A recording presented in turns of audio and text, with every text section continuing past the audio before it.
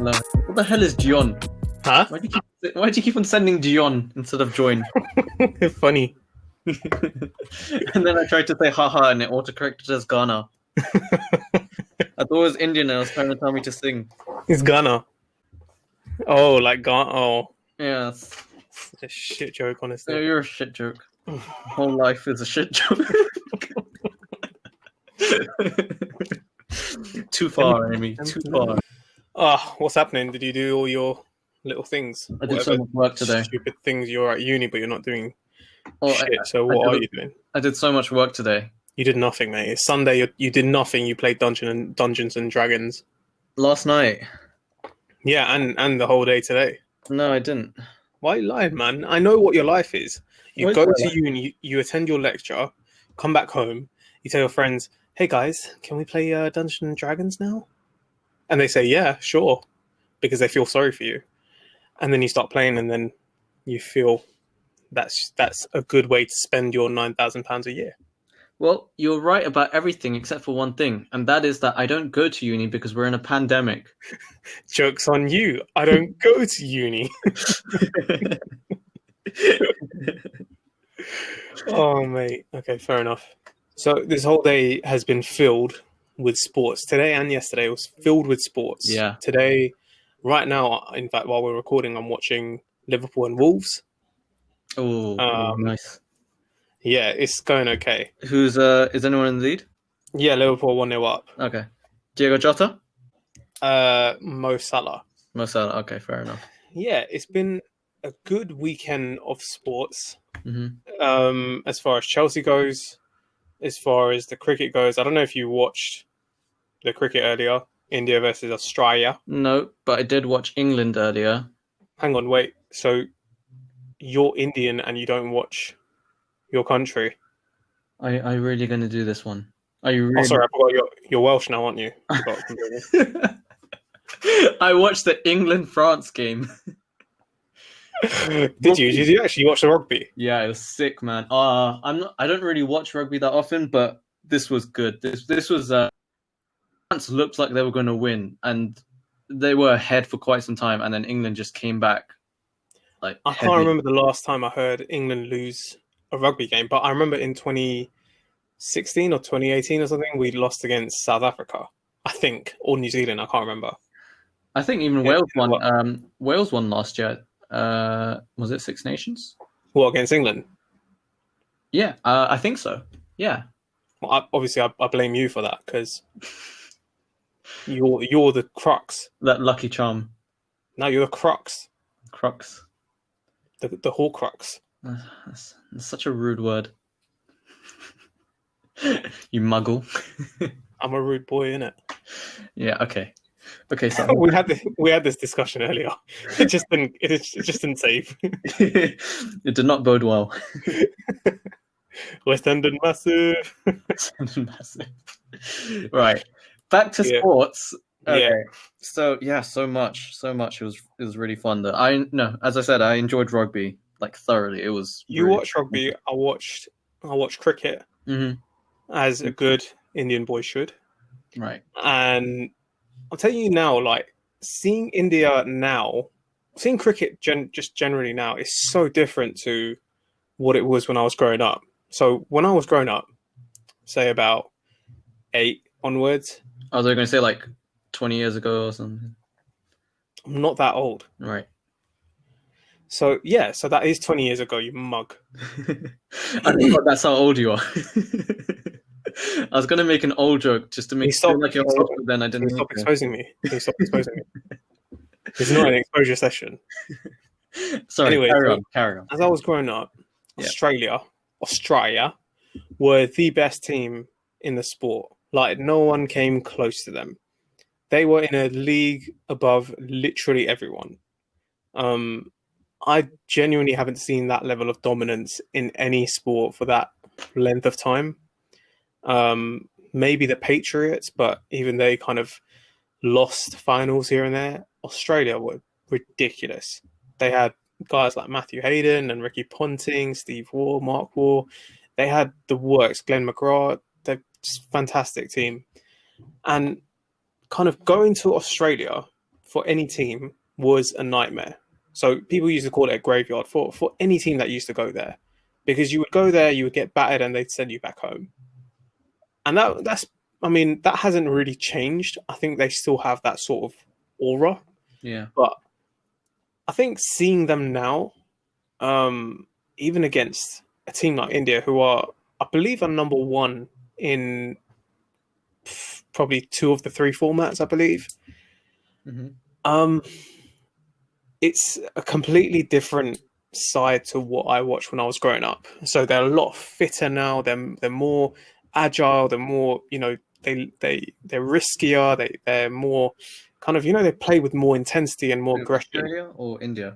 No, India. So India sort of. So what I was getting at is, yeah, for those elements to change the entire performance and the entire personality of a team is so important when you think about sports in general, because all it takes is a bit of dedication, a bit of commitment, the right ideas, the right coaching, and really you can build something out of nothing.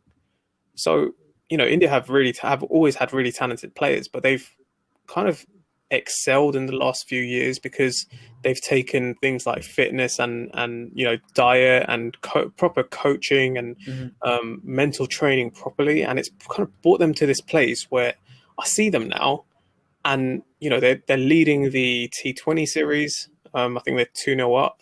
They lost the ODI series by a game, I believe, but to see them so much more competitive now compared to what they used to be, it really is, credit to them. They've come a long way from what they used to be. And I love when teams are able to build that sort of foundation and work off it, and then bring themselves to a point where they are, top of their game and able to compete at a very high kind of elite level. So I was really impressed with that. I really enjoyed watching it. Yeah, that's good. That's good. Yeah. Who won in the end? Well, today India won. India won. Okay. Yeah. That is big. But to be fair, it was a 2020, so it's only half of an actual game. Yeah. I'm sorry, unless you win the Test series and the ODI series, I cannot respect this new format. I think this new format is a bit of fun. It's what we play in the park. Yeah. India are good at park cricket. Okay. 1 billion people coming for me. Yeah, no. You get like all those messages sent to. Yeah, my WhatsApp is going to be going off. Yeah. Yep. Anyway, so that was really quite impressive to watch. I've taken more of an active interest in cricket, more recently, but I think it's become so much more competitive and it's more enjoyable to watch when they are kind of diving all around the place and doing these extraordinary things on the pitch. Yeah. I hope it just, kind of carries on this way and doesn't regress to what it used to be. Do you think that the performance of India has something to do with the IPL? Because obviously if they're playing more frequently, more competitively amongst each other, then, I think that's exactly what it is. I think because in the IPL, the Indian Premier League, which is a T20 format competition held in India every year, it's like clubs, it's like the Premier League. Yeah. But I think absolutely that's the case because, for years we saw players, just competing nationally. There wasn't really any competition where players from different countries were allowed to be on the same team. I think what's happened now is, the mentality of different players from different countries has come together in one space, and everyone's sort of taking each other's strengths and, using it positively and trying to improve their game, and not just their physical, game, what they do on the pitch, but I think mentally as well. There seems to be a real calmness in the Indian team. And I think that definitely comes from, playing alongside some world-class players from different countries, whether it's Australia or England or West Indies or well, I don't think Pakistan are in it. So, these different players have kind of come in and really mixed and taken to the culture, the Indian cricket culture, and also been able to implement their own ideas into it. So I think it's a very positive step, definitely. Yeah. I mean, not just that, there's also international players as well. You have Australians playing as well in the IPL. And, Yeah, no, exactly. That's my point. I was saying yeah. because they come from different countries, they have a different upbringing. That the way they're coached from when they're a kid up to their teens and thereafter. I think it's all embedded into them. The winning mentality or the hardworking mentality. South Africans, they have this culture of really good fielding, and Australians have this culture of dominating. Not just on the field, but like I said, mentally. They have, and these little elements have kind of formed in the IPL.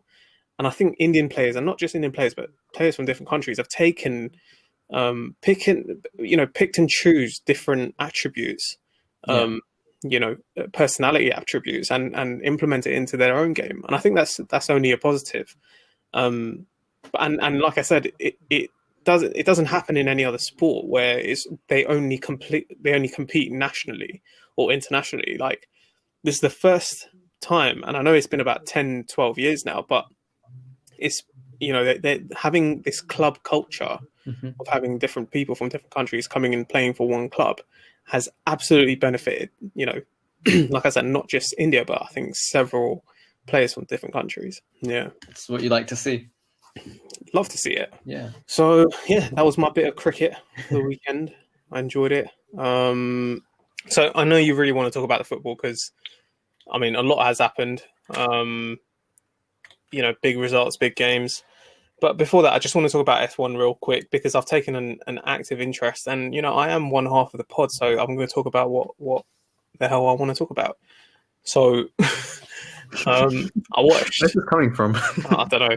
Anyway, I've recently developed, like I said on the last one, I've recently developed a renewed interest in Formula One. For a long time, it just wasn't interesting to me enough because I grew up on Michael Schumacher, who, shout out to him. I hope he recovers well and, he gets back to normal because it is sad what happened to him. But he was really the last driver that I enjoyed watching. It was really enjoyable watching him. So, but I now get that enjoyment watching Lewis Hamilton.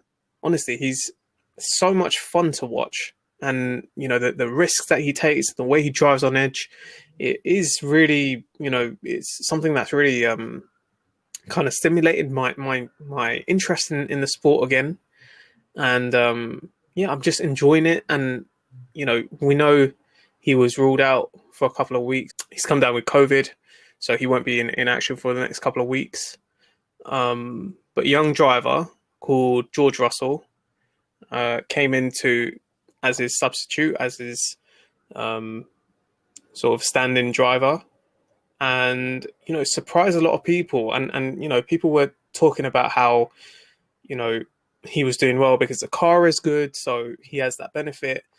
I just don't get the argument when people say he drives in a good car, so he's not really that great. But kind of to be able to manage a car that can go a lot faster than its competition, for someone that's come in at that age and to compete with other drivers, experienced drivers, and almost get pole. He almost got pole position. I think he was off by 20 milliseconds. I think it's a real achievement, and I think he's going very unnoticed. He's a young British driver, George Russell, and I think he was absolutely amazing yesterday in qualifying. Wow. So like big shout out to him. I think he has a great future ahead of him. So I hope to see a lot more of him. But just on the race itself, he was very unfortunate today. Mercedes, who don't have off days at all, they had an absolute stinker today. Really? Really, really bad. So they had 2 pit stops. They brought both of them in at the same time, which didn't pay off because I think Bottas, his teammate, was pitting, and they took a second extra, and George Russell was just behind. Sorry, the other way around. So George Russell came in, Bottas was behind him, and they messed up the timings, and ended up that Bottas they took the tire off, and thinking it's a new tire, they've put the same tire on. No ways. And it was just a stinker, like, and they were comfortable. They were, front of the row. They were, handling the race. They were controlling the entire time for about 50 laps or so. Did they at least like correct, like change the tire to the So they correct let one? him go with the same tire, and then they brought him back in. Ah, And then straight after that, George Russell comes into the pit with a punctured tire, hmm which is heartbreaking for him because here's a guy it's his first race this season. yeah, Young guy, he won't get to race again once Lewis is back. yeah, But it was quite heartbreaking to see it. But it was very I think he created a lot of excitement around his career and his budding career and stuff. But Mercedes had absolute shocker today. yeah. Yeah, That's not something I hear of usually. yeah. Usually the opposite. So wow, I missed one. I mean, they're faultless, but Yeah, today's everything just seemed to go wrong.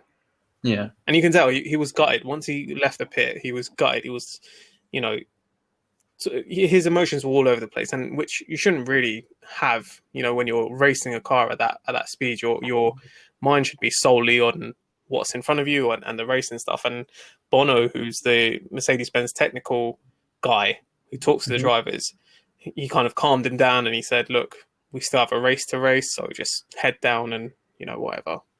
yeah. But yeah, it is what it is. I just wanted to talk about that. So That's really interesting. yeah, so hopefully get to see a bit more of him. But I'm really looking forward to Hamilton coming back and smashing a few more records. Yeah, always. Yeah. So now we can come on to what I know you want to talk about. hmm Of Since course. I've done all the talking so far, why don't you take it away? Okay, so we had fans at the stadium. I just want to start off with that. We actually had fans at the stadium. I think they had to sit two seats apart. 2,000 fans in a 42,000 stadium. Yeah, but loved it still. Just enjoyed seeing fans. When I heard crowd cheers, I was like, "Oh, they're doing the special effects again." And I was like, "No, wait, there's people in the stands." Did you find it weird that being 2,000 people in, it was still that loud? It didn't seem like there were just 2,000 for a stadium that holds 42,000. They were Yeah, making a lot of noise. yeah, they were. I think if we were to play it side by side, having the stadium packed versus just the 2,000, I think we may notice a difference. I haven't really tried that, but at least it felt like they were filling up the whole stadium with Yeah, their chants and stuff. So that was such a good feeling, and I was really happy for the players as well. Especially the new ones who haven't really had a chance to meet the fans yet. mm-hmm. They got to experience that. Yeah. So I was really happy about I that. think But just to set the scene, Chelsea played Leeds home and they won 3-1. But it wasn't. I think the scoreline flattered us a bit. Well, no, it didn't though, did it? What do you mean? It was. We deserved that. I think we deserved to win by a bit more as well. We should have won by a bit more, Yeah. but I think that we weren't. We missed out on a lot of opportunities, but at the same time, we created enough that we could win. This was one of those weird games where I feel like we looked a bit shaky at some parts, but the fact is that we've got such good players now that even if we're not playing, to our best, we have amazing performances from individuals at least that we can still win a game. Mm-hmm. Like Reece James was fantastic, amazing on that right hand side. The amount of crosses he's put in, the accuracy. So how could you not win a game? You just have to be a wooden stump, and the ball would go in. Yeah, some of the football that we played yesterday. So I'll just talk about it from my perspective as well. I think Leeds is one of those games where newly promoted side, high energy, high intensity. We've seen it over the years. These teams come into the Premier League and give it their absolute all. Sometimes it works out, sometimes it doesn't. But I think with Bielsa at Leeds, he's taken them to a level that's they are arguably, for me, the best promoted side I've ever seen. Really? Yeah, and I've seen some good sides. Yeah. Obviously, Wolves have been a revelation. Hmm. Um, but I think in terms of their football style, I've not Yeah. seen a team play that well for what they are valued at. For what players they have and all that kind of stuff. The Yeah. football that they play is exhilarating, and it's high energy. These guys do bleep tests for 90 minutes. They're just constantly running, constantly. And I think Giroud said it as well. He goes, they're one of the best sides that I've played in the last few months. Hmm. And I can understand why he said that, because for 90 minutes, they press, they move, they pass, they're creating, they're defending, but they're constantly moving. There was never a point where they just stopped.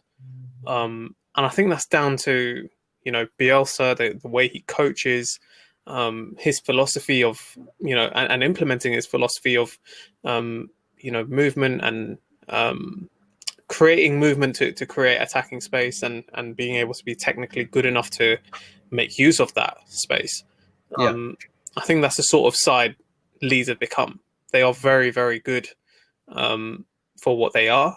I think they're a lot better than, like I said, any promoted side that I've seen over the last 10 or 15 years at least. Um, so it was a real pleasure to be able to obviously play against them. We know they're old rivals, not recent rivals, but they are a team that Chelsea fans are familiar with, Yeah. with the history and stuff. So there was a lot of background going into the game, but it was a game that we obviously needed to win. And you could say that about every game, but I think when you win against sides like this, there's a very crucial reason why it was important. This was a game that we needed to win, is because Leeds are a team that cover a lot of ground on a football pitch over 90 minutes. Now, I watched Jimmy Floyd Hasselbank in the post match, and they came up with a stat that we had outrun Yeah. Leeds by about 11 kilometers, which may not sound like it is important as a detail, but if you play football, um, anyone that has played at that level will tell you that being fit at at Premier League level is so crucial to being successful. Being able to cover ground, being able to press and kind of close down and um, make sure that you're getting one over your rival, making sure that they are constantly looking over their shoulder and making sure that they will never get one over you while going the other way. It's so important. And to know that we outran Leeds yesterday was a real good indication of where we are physically. Because of that, I believe that it's going to be a very interesting season for us. If we can outrun a team like Leeds, we can outrun anyone. And if we can do that, it means that we are ready to absolutely put everything into every game and, go for whether it's City or whether it's Liverpool from here on out. Hmm. We're able to contain those kind of teams and get results against them, which obviously leads to bigger things. But it was very promising and very good to hear that's how far we've come so far. Yeah. It was I think it was a great game to test us as well. Mm-hmm. As you said, for running, for fitness, all those attributes. Even bringing on players as well. I think that we looked. I think Ziyech came off, didn't he, with a hamstring injury? Unfortunately, he came off in the first half Yeah. with a hamstring Pulisic injury. came on. And Pulisic came on, let's just and talk about Ziyech real quick. He's the yeah, one that provided the pre-assist for Reece James. He seems to be doing this a lot. Him and Reece seem to have a really good understanding. Reece knows when to run on the outside. Ziyech kind of senses it, which is what he did yesterday. Plays it out to Reece. Reece puts it in. Giroud does the rest, and it's 1-0. Oh, sorry, it's 1-1. 1-1. Yeah, yeah. Yeah, So unfortunately, he's out. But to be able to bring on Pulisic, like you said, yeah, it's amazing. The depth is incredible. yeah, yeah. And even at 60, Kai Havertz came off. Kovacic came on, and did bits as well. Yeah. So it's good to have a squad that you can rely on, on the pitch and on the bench as well. Definitely. And also, we went 1-0 down. It was a bad error, I think, on Zuma's part and on I wouldn't blame Mendy too much, but I think he was, you could argue that he was at fault for it as well. Yeah. We went 1-0 down, but I can't remember the last time that I was so confident of going 1-0 down and still being able to win a match. And this happened against I'm drawing a blank. Sheffield, was it? Okay. Sheffield. We went 1-0 down against Sheffield, Yeah, and I remember that. typically we've not been able to win games after going down. Over the last few years.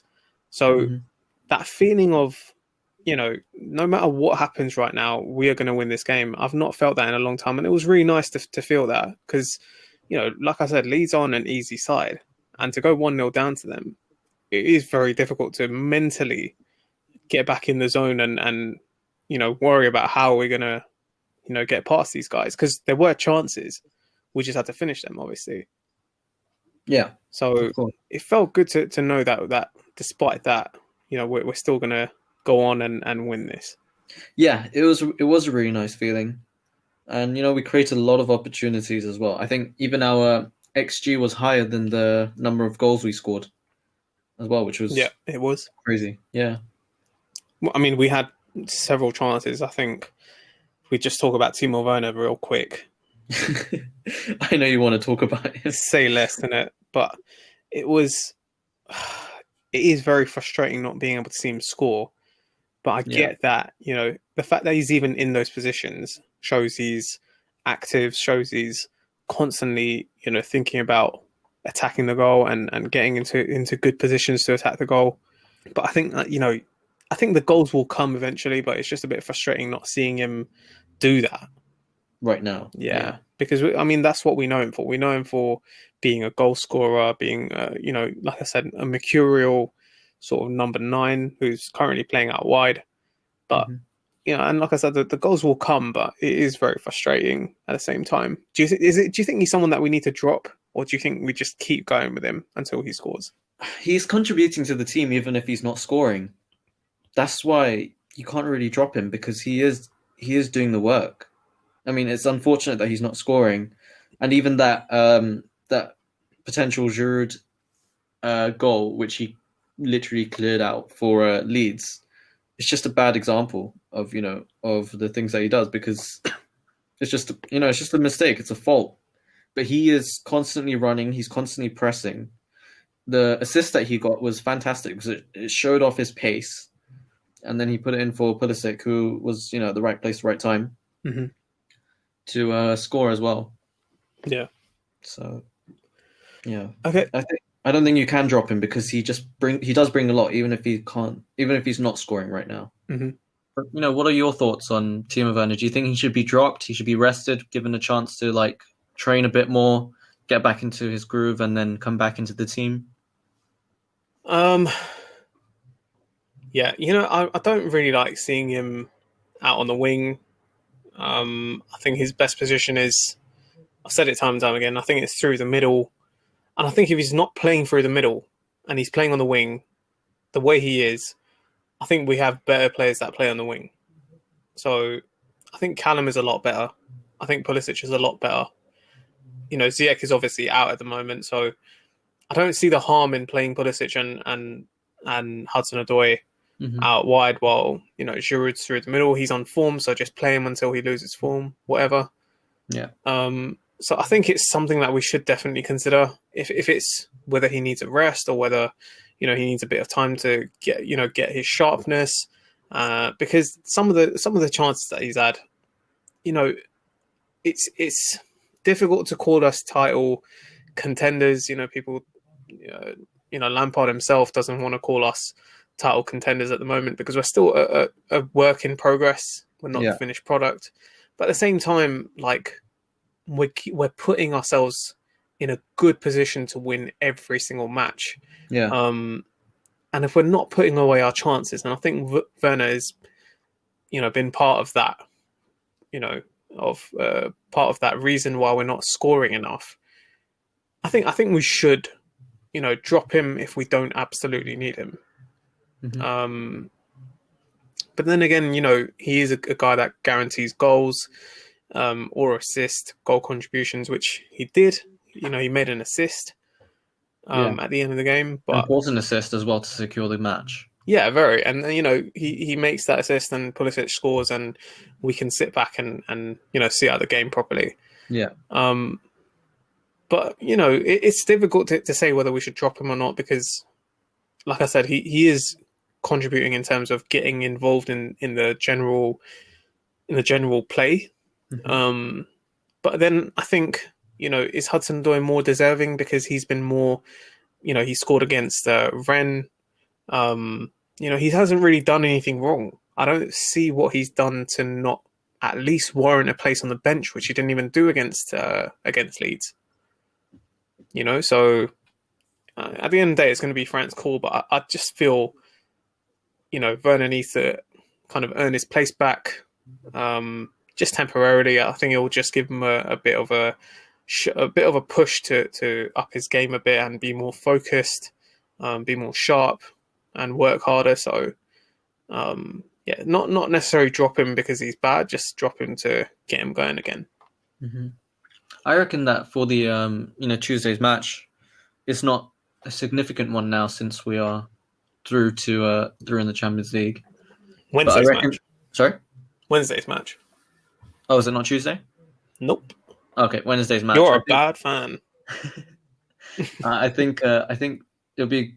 I think he should play, as a striker for that one, not on the wing, just to give him the opportunity to show what he can do. Yeah, give him that confidence again. I mean, he has. Don't get me wrong. He has a winning mentality. I don't even think that he's lost any confidence. Just the opportunity. Just he hasn't been able to show it. Mm-hmm. But I think he should play as striker for that match because since it's not so significant, and even have Hudson-Odoi as well on the wing. Mm-hmm. Yeah, I mean, the fact that we have these options is fantastic. It's great. But making use of these options, especially in this period, where there are going to be so many games between now and New Year, we should utilize the options that we have. We should make use of the talent that we have. They're fit as well, and I don't know. It just seems like a good time to rotate and see how things go. But generally, I mean, I'm clutching at straws here, but it's only because I feel we can do better. We should have scored more against Leeds. We could have had about 8 against them. So just generally speaking, there's a lot more to come, obviously, but you should always demand more of yourselves, and I think Werner himself knows that. But yeah, let's see how it goes. Great. And any other players that stood out to you during the match? Thiago Silva, I thought was brilliant again. His runs were great. Honestly, we've bagged a gem, and he's quite an old gem. He's quite a polished, seasoned gem, but the fact that we got him for free is crazy. Ridiculous, isn't it? Crazy. Do you know how many teams could have done with Thiago Silva? So many. I watched Arsenal and Tottenham today. Yeah. Arsenal are crying out for a player like Silva. Even Tottenham are crying out for a player like Silva. Silva improves absolutely every team in the Premier League. Why didn't Liverpool sign Silva? It's crazy, isn't it? Why didn't they? He would have been the perfect player for them to sign. They could have signed 2 Thiagos, Alcantara and Silva, and they would have been on their way. No one's scoring against them. If they have Van Dijk and Silva, no one's scoring against them. Absolutely. Crazy. And the fact that we got him for free. Yeah. Mental. So I thought he was brilliant yesterday. He was just his touches and his passing and his ability to sniff out potential danger, closing down spaces. So he's just so good. I love watching him. I used to love watching John Terry the same way. His positioning and his reading of the game was just so brilliant. And I see that and I say that, and Liverpool have now just scored a 4th goal against Wolves. Wow. They were on fire. Yeah.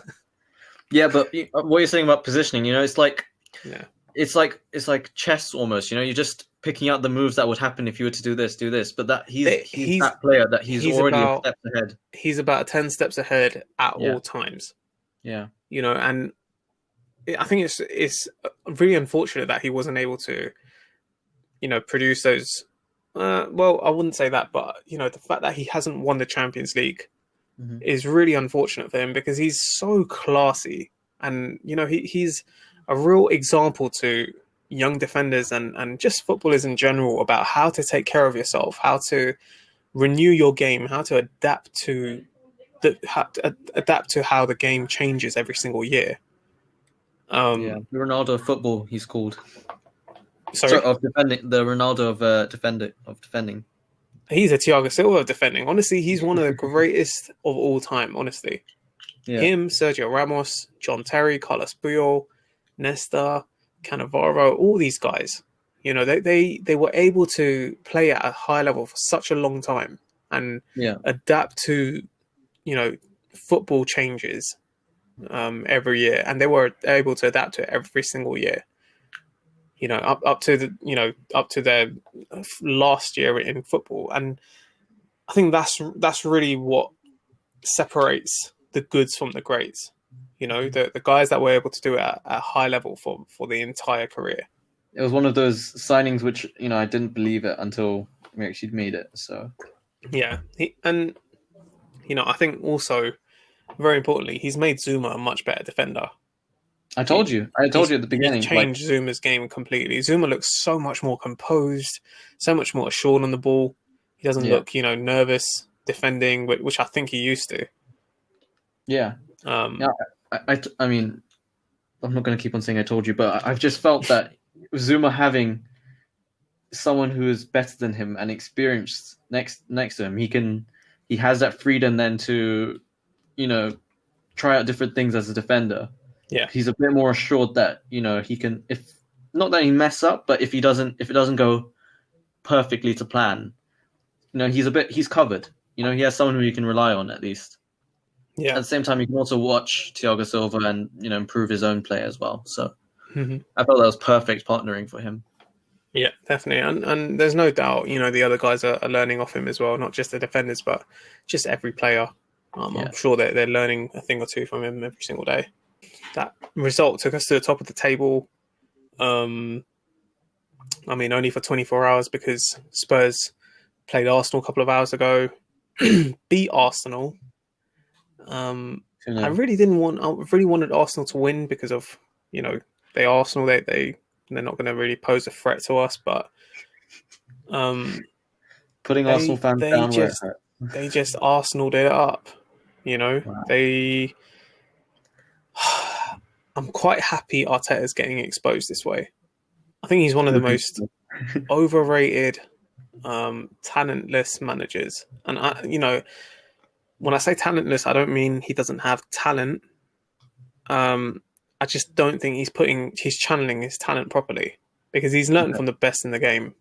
And to see him play this anti-football method, he got beaten at his own game today by the king of anti-football. Yeah. Watching Tottenham today was like watching Chelsea of the old, who used to defend astutely and then they just counter, and you wouldn't know how they've won 2-0, 1 or 2-0. Yeah. And that's exactly what they did today. They just sat back, weren't interested in the ball, but when Arsenal made a mistake or when Spurs got into possession, it was all about getting to the other side of the pitch and putting the ball in the net. And that's exactly what they did today. They won 2-0. Yeah. But it was like watching Chelsea in a Tottenham kit. I understand. I know what you mean. And, you know, we said a couple of podcasts ago, are they actual title contenders? And you said they were. I said I don't see it. I want to see how long this can hold up for, because at some point it will fail and they'll have to find another way, another method. Yeah. But as long as they're doing this and they're pulling results off, people are going to still believe that they are title contenders. And I don't blame them. It's not necessarily that they will win it, but it's just they are in that race. They may drop out at some point, but they're actually in the race. You can't say that about an Arsenal right now because they're far behind. They're not in any shape or form competitive to what the I guess was it top 4, top 5 right now, who are very close in terms of points. Yeah. Then they're not in that kind of form, but Tottenham is in form and they are right now at the top of the table. So I guess that does make them title contenders, but whether they win it or not is a different case. Mm-hmm. Yeah. I mean, like I said, it's Mourinho, so you can never rule that guy out. He's obviously gone a few years without winning it. He's obviously got a huge appetite to win it again and kind of prove people wrong. So I wouldn't put it beyond him to pull off a miracle, but right now it doesn't seem likely to me. It doesn't seem like Tottenham are good enough to outplay anyone. Mm-hmm. I think they'll get a good test when they play against teams like Liverpool. I think really we should have done a lot better against them. I think we could have got a result against them because we defended so well. It was an opportunity to get that, wasn't it? Those points. It was, and we put ourselves in a good position. We just couldn't finish. Yeah. So it was a bit unfortunate, but at the same time, okay, we didn't lose. We didn't let them take 3 points over us. Happy with the point at this point in November or December rather. It's okay, but I'm really expecting more from our team and expecting to see what Tottenham are made of this season. But yeah, I mean, that was the Arsenal-Tottenham game. City absolutely destroyed Burnley 5-0. They're on form. Liverpool obviously destroying Wolves 4-0. So they're back on form. They don't have Van Dijk and Alisson, but that doesn't seem to really make a difference to them. Yeah. So I think the league is really well poised at the moment, and we're going to really see what teams are made of in the next few weeks, especially. Christmas fixtures are always fun to watch. I know it takes a toll on players, but it should be fun to watch for sure. Mm-hmm. Everton sort of not dropped. I wouldn't say dropped off, but they're not as good as they were at the start of the season. So it might be a good time to play them. Mm-hmm. They're in hot form at the beginning. Yeah. So, let's see how that goes. I think it should be a good game. Yeah. But I think we'll do a preview and a post match for that and Krasnodar. Yeah, that'll be nice. Yeah. All right. Cool. What else? Nothing much. Just enjoy the sports that happened today. Yeah. Yeah. Looking forward to the next match. Yeah. I think we should call it a night then. Yeah. Yep. Alrighty. Well, that was an absolute pleasure. Yeah, that was a fun little bit of analysis. Yeah, Krasnodar Wednesday. See how that goes. We've got so much more sport coming, man. I'm so excited. It's the best time of the year. Not just because of Christmas, but flipping sports is all over the place. So much happening. Yeah, it's brilliant. Fantastic. All right, cool. So that wraps that up. I will catch you on the next one. All right, see you next one. Say bye for now. Bye.